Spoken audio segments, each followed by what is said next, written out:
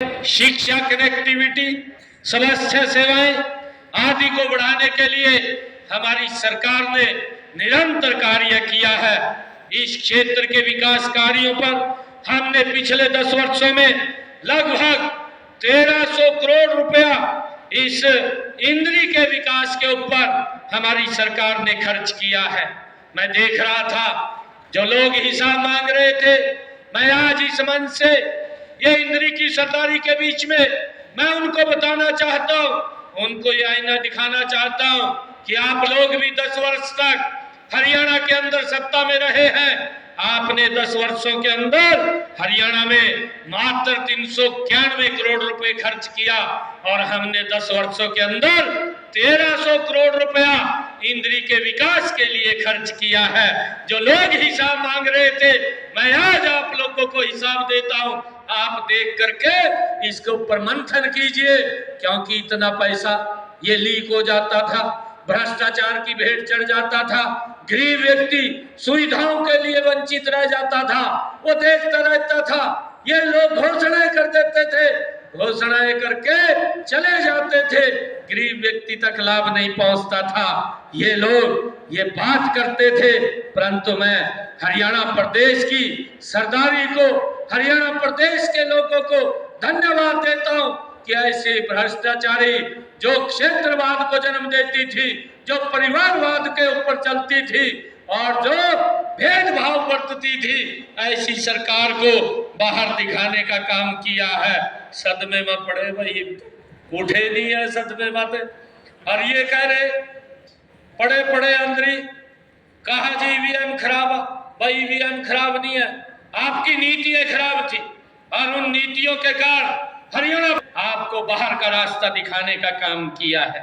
भाइयों, जो व्यक्ति 55 साल तक देश के ऊपर शासित रहा हो, जिसके परदादा, जिसके दादी और जिसके पिता और स्वयं जो 55 साल तक इस देश के अंदर सत्ता के ऊपर रहे हों, उन लोगों को वोट लेने के लिए गारंटी देनी पड़ती है। उन लोगों को वोट लेने के लिए लोगों को डराना पड़ता है।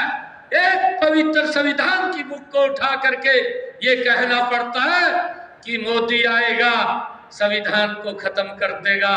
अरे राहुल बाबा, संविधान तो खत्म नहीं हो रहा, परंतु कांग्रेस पार्टी खत्म हो रही है आपकी गलत नीतियों के कारण। मैंने अभी बताया है भाइयों, हमने 10 वर्षों में इंद्री में 1300 करोड़ रुपया खर्च किया और उन लोगों ने 10 वर्षों में 391 करोड़ रुपए खर्च किए।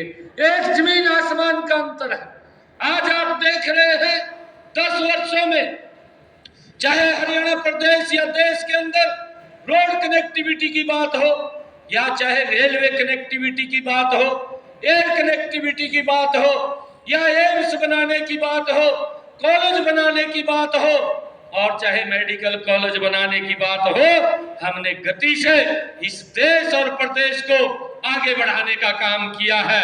आज मैं इंद्री की सरदारी में एक बात ये कहने के लिए आया हूं, ये तीसरे टर्म की सरकार, ये हरियाणा प्रदेश के लोगों के आशीर्वाद से ये बनी सरकार, भाइयों नॉन स्टॉप नरेंद्र मोदी जी के साथ मिलकर के तीव्र गति से हरियाणा प्रदेश को आगे बढ़ाने का काम वो हमारी सरकार करेगी। मुझे ये खुशी है।